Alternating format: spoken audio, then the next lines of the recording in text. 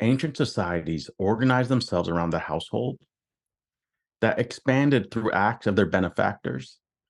Thus, as we enter into First John's familial language, terms like children, sons and daughters, or beloved were ways of bringing the eclectic growing community tangibly into their own world as part of the new household.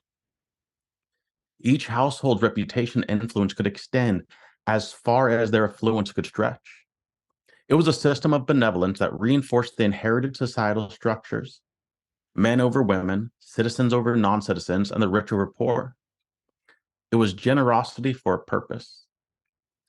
Benevolence isn't wrong, but it is only the beginning, the first step to witnessing our shared humanity. This is where First John's challenge comes into play. He isn't juxtaposing the good against the bad. He's working out of the inherited cultural good, and because of experiencing Jesus, calling it towards the better.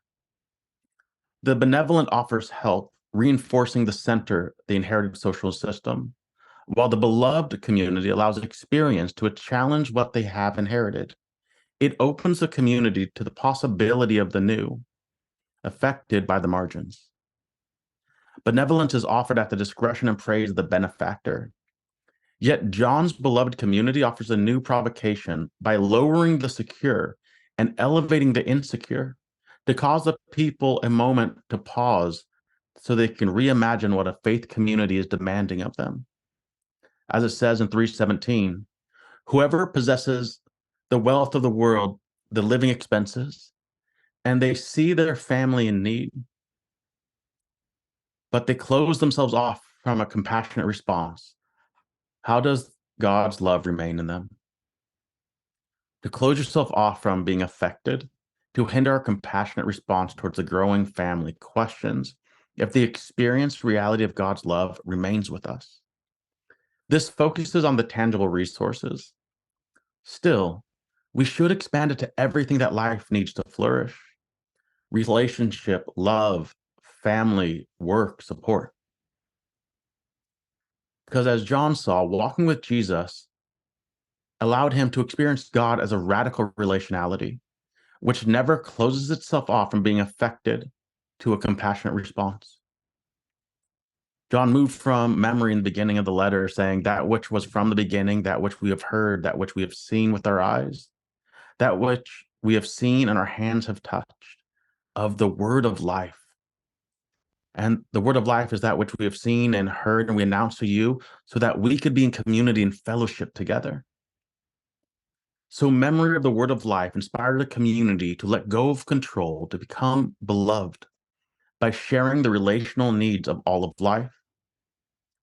And this was the call and challenge of John's beloved community. Thanks, Glenn, for just kind of walking us through John's beloved community. And so we're going to continue on by just answering a question together as we're thinking about what is the beloved community and how does that relate to FOS. And so the question that we're going to answer is this: the movement from benevolent community to beloved community is not about moving from bad to good, but from good to better. What comes to mind when you think about what a benevolent community is, what a beloved community is, and what the difference between the two is? When we were talking together and framing what this question and discussion would look like, it took some time for me even to sort of piece out the differences between the word benevolent and beloved. Because for me, when I hear the word benevolent, the places that I most remember or associate having used that word is with the phrase benevolent dictator. That's just, those are the two words that get put together in my mind. But I think that actually helped me understand what, at least from my perspective, what the main difference I see is between a benevolent community and a beloved community. And I think a lot of it has to do with the power dynamic and structure at play between both of those. So in a benevolent community, there is this sense of whoever is offering the benevolence is someone who has a certain level of power. whether that just be resources, whether that be some form of status or position, but they're able to offer benevolence to the community because they're someone who is in control of the gate of who gets to come in and who gets to go out. They're the ones giving to someone else who all they can do is receive the benevolence that is based off of how the person in power feels at that given moment. In a beloved community, I see that change. And when I say that, I mean more so the power dynamic at play. In a beloved community, people become more equal. It's not just one person giving to the other, or one person who has the power to craft the space, being so benevolent and letting people in. But in a beloved community, that hierarchy gets flattened a little bit. And it's not just one person getting to give to the other person, but it's both sides being able to create the space together, and to both offer something to each other and to receive from one another. And I think it's that sense of equality, or the ability that or the understanding that we all have something to give, we all have something to receive, and we all deserve the right to shape the spaces that we're in. So I think that's one of the main differences I see, just thinking in context of the world and scripture too, with all of the different colonial powers at play and how many times people have had to erase who they were because of the power that came in and moved into a space. I think that idea of moving to a beloved community where you wouldn't have to erase who you are to participate, that you get to show up in the fullness of your culture, your personality, and your personhood, and be loved and accepted for that, I think is a powerful concept. So for me, when I think about this question, I think about the difference of benevolent and beloved community. I think about it in terms of concentric circles of belonging. You have various configurations that make up like the outer circles, and that includes communities that are held together by belief, communities that are held together by a common trajectory, communities that are held together by affinity, and other things like that. And towards the center, you actually have the benevolent community. And this is a community that is good, a community that is kind, a community that makes you feel welcomed and even connected. But the inner circle is a beloved community. And this is a community of embrace, a community of reconciliation, a community of relational restoration, a community that also includes the other circles as well. And these other circles are communities of community become interpreted and embodied through the lens and ethos of love. And so it is a community that is also benevolent. It is a community that not only understands, but a community that embodies what it means to love one another. It embodies what it means to sit at the table of Christ as a guest and not gatekeepers. It is the type of community that I believe Jesus is pointing to in the Gospel of John when he says, "The world will know you are my disciples."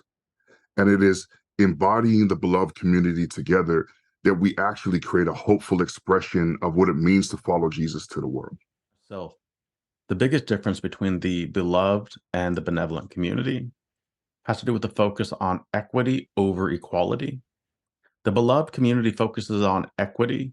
It asks, what do the people need to be able to all sit at the table? And it comes at the expense of those who have resources, social affluence, and position. As it said, those who have the resources of life, seeing someone else's need, actually takes on that need as their own. So the benefactor system, the benevolent community, would focus on the gift. It would say, isn't he so gracious? It was usually a he. Isn't he so gracious as to give out of their wealth? The beloved community focused on the elevation of the margins. It says, this table is not complete. Compassion has not had its maturity until the person who lacked, who had need, had full resourcing in space, and it always came at the cost of those with the resources. When we just speak in equality, often we say, as long as you're present, it's okay. And we keep all the resources in the same silos. Everyone can hold on to whatever they brought. When we speak of equity, we have to start saying, are the people resourced well? And if not, it becomes incumbent upon us to give out of our excess to elevate. And that creates a belovedness, because no longer just our own individual resources. It becomes a community endeavor to react in a compassionate love that lowers the elite and raises the bottom. Thank you, Carl and Glenn, again for sharing. As you both were sharing, I find myself struck by the different of what describing these benevolent or beloved communities would feel like to people on different ends of a wealth spectrum or resource spectrum. Because in my head, I was trying to imagine what this would feel like if I just had unlimited wealth and resources, or power, influence, anything that would make me the gatekeeper of the benevolence. And to me, I think what we're describing as a beloved community might not feel like the same level of gaining belovedness as it would to someone who didn't have resources. Because to someone who has wealth, power, influence, in their world, they may feel pretty beloved right now. They may have a certain level of privilege or favor or accolades. Maybe it's not a real sense of belovedness. Maybe it's veiled by the fact that people will say whatever they can to be close to someone who has that amount of resources. But for them, the beloved community that we're describing actually requires risk and sacrifice. It requires loss and change of the level of privilege and favor that they've been able to have in the world that they currently live in. So that, as Glenn was saying, the margins could be elevated. And I just think that's an interesting dynamic that's a part of either benevolent or beloved communities.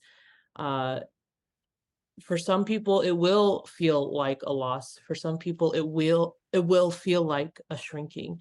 But I think that's where, when we have a sense of community that sees the other person's empowerment and elevation as our own, I think that's the only way the beloved community can happen, when people are willing to give of themselves that way, when they see the pain and suffering of their neighbor and fellow human as their own, and are willing to give of their own comfort, their own resources and influence, for the empowerment of those who are powerless. That's the only way that it's going to happen. For us that don't have it, it definitely feels like we want some leveling up. We want to be able to have the power and agency that we need in this world.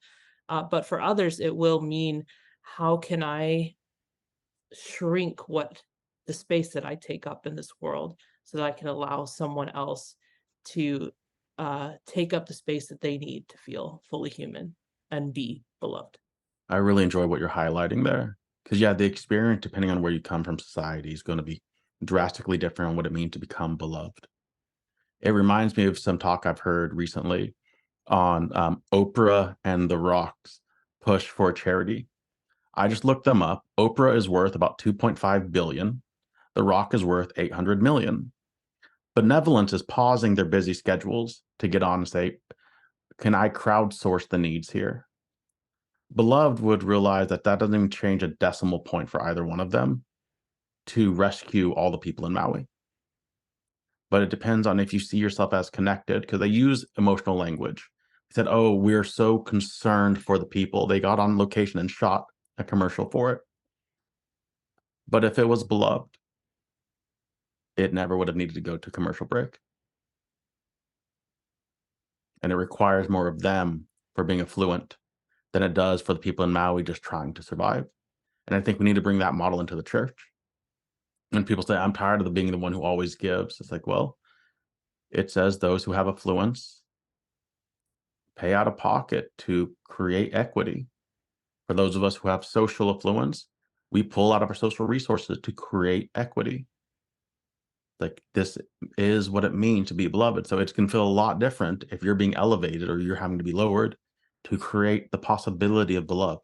One thing that just comes to mind, like in listening to what you guys initially said, but also to the responses, is that beloved community, it centers care and participation in the community. But one thing I do want to highlight, though, is like, I think both of you spoke from the perspective of like socioeconomic positioning, first and foremost. And that's definitely a part of care, and that's a part of participation, is being able to do that. But that's not the only ways that people are marginalized. But in the West, because of capitalism, and so that becomes our economic reality, is the way that we tend to talk about it. And so I think it's easy for us to frame everything from that perspective. But then there's, I think, the realization that, again, beloved community is about participation, and that realization that everybody who is present does have a gift to share. And for some people, that could be their economic resources. For other people, it's creativity, it's art, it's all sorts of different things that we all show up to the table with as gifts.